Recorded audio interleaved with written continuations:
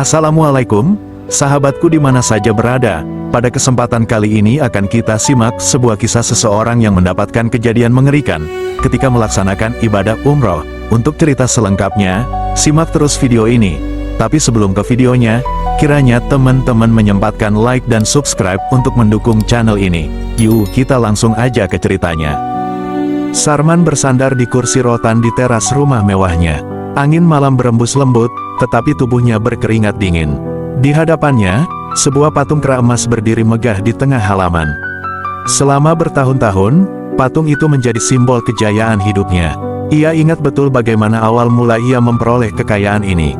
Dulu, ia hanya seorang buruh tani miskin.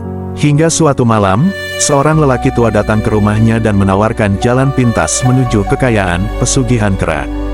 Dengan satu syarat, setiap tahun harus ada tumbal. Tahun demi tahun berlalu, dan kekayaan Sarman terus mengalir.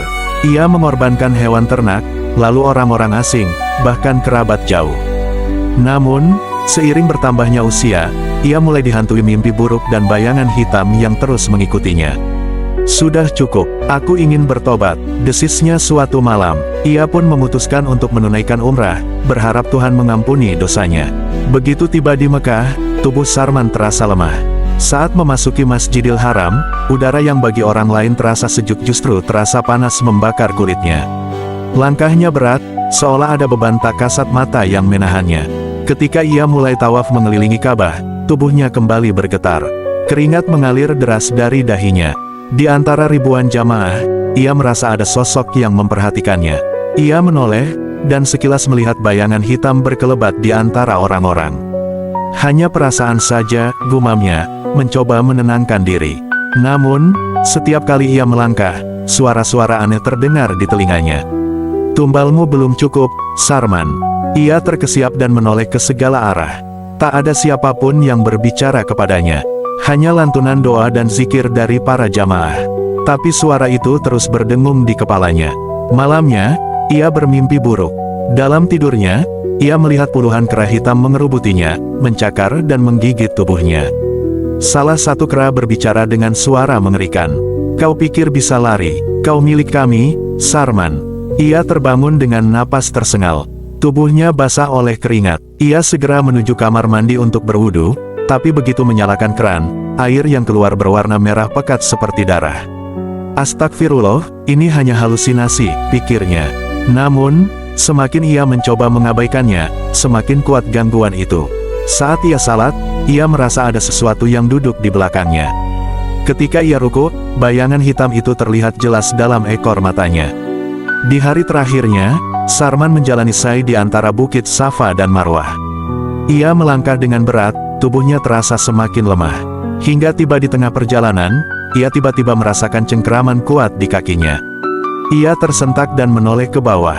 Tidak ada siapapun, tapi cengkeraman itu makin kuat, membuatnya sulit melangkah. Tolong, gumamnya lirih. Tiba-tiba, ia merasakan sesuatu menempel di punggungnya. Napasnya tercekat, seolah ada beban tak kasat mata yang menindihnya. Sarman terjatuh. Para jamaah berkerumun. Sabar, Pak, istighfar, seru seseorang. Namun, wajah Sarman berubah pucat pasi. Bibirnya bergerak tanpa suara, seolah berusaha mengatakan sesuatu. Matanya membelalak, lalu dalam sekejap, tubuhnya kaku tak bernyawa.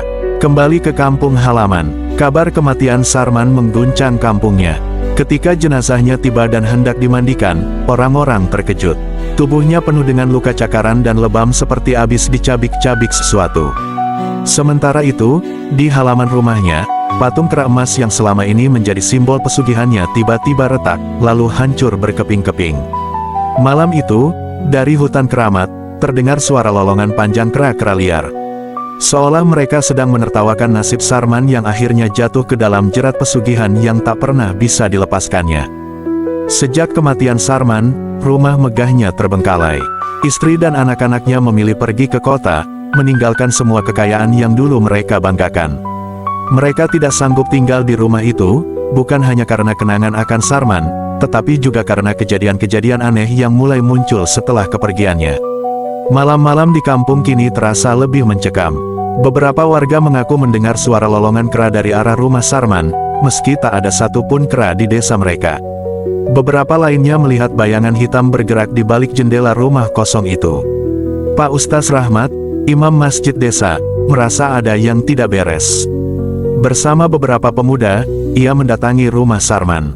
"Assalamualaikum," Ustaz Rahmat mengetuk pintu, meski tahu tak ada yang tinggal di dalam. Angin berembus kencang, membuat pintu berderit terbuka sedikit. Di dalam, ruangan penuh debu, tetapi ada sesuatu yang ganjil. Lantai di ruang tengah dipenuhi jejak kaki kecil seperti milik seekor kera. "Ini tidak benar," bisik salah satu pemuda. Tiba-tiba, suara gemerisik terdengar dari lantai atas. Mereka saling pandang. Dengan hati-hati, mereka menaiki tangga menuju kamar utama. Saat pintu kamar didorong, hawa dingin menyelimuti mereka. Di dinding kamar, ada tulisan merah seperti coretan cakar. "Tumbal belum lunas." Salah satu pemuda menjerit ketakutan. Malam mencekam di desa. Sejak kejadian itu, gangguan semakin menjadi-jadi. Warga yang melewati rumah Sarman sering melihat bayangan bergerak di jendela, padahal rumah itu kosong. Seorang pemuda desa, Rudy, pernah nekat masuk karena ditantang teman-temannya. Keesokan harinya, ia ditemukan di depan masjid dengan tubuh penuh cakaran dan mulutnya terus menggumam, "Sarman, belum selesai, tumbal, belum selesai." Pak Ustaz akhirnya memutuskan untuk menggelar pengajian dan doa bersama di rumah itu. Malam itu, warga berkumpul dengan rasa takut. Saat ayat-ayat suci dilantunkan, angin kencang tiba-tiba berhembus. Atap rumah bergetar, dan suara lolongan kera menggema di seluruh desa. Tiba-tiba, lampu-lampu padam. Dalam kegelapan, beberapa warga melihat sesuatu bergerak di sudut ruangan, sesosok bayangan besar dengan mata merah menyala. Ustaz Rahmat tetap melanjutkan doa dengan suara lantang. Perlahan, bayangan itu mengecil, lalu lenyap bersama angin yang berembus keluar dari rumah. Ketika lampu kembali menyala, warga melihat sesuatu yang mengejutkan. Di tengah ruangan, di tempat patung kera dulu berdiri, kini hanya tersisa abu hitam berbentuk telapak tangan kecil. Sejak malam itu, gangguan mulai mereda. Namun, beberapa orang percaya, roh Sarman dan perjanjian pesugihannya belum benar-benar hilang.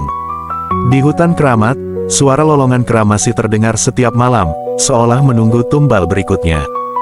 Itulah sebuah kisah yang bisa kita ambil hikmahnya, bahwa bersekutu dengan setan, bukanlah jalan keluar dari permasalahan yang ada, tapi malah nambah masalah baru. Jadi tidak ada yang harus kita sembah dan minta tolong, hanyalah kepada Allah. Janganlah tergiur dengan kenikmatan sesaat, tapi akan menyengsarakan kita selama-lamanya. Berpasrahlah kepada Allah, dan bersabarlah dalam menghadapi ujian hidup. Sekian yang bisa saya sajikan. Jangan lupa like dan subscribe. Wassalamualaikum warahmatullahi wabarakatuh.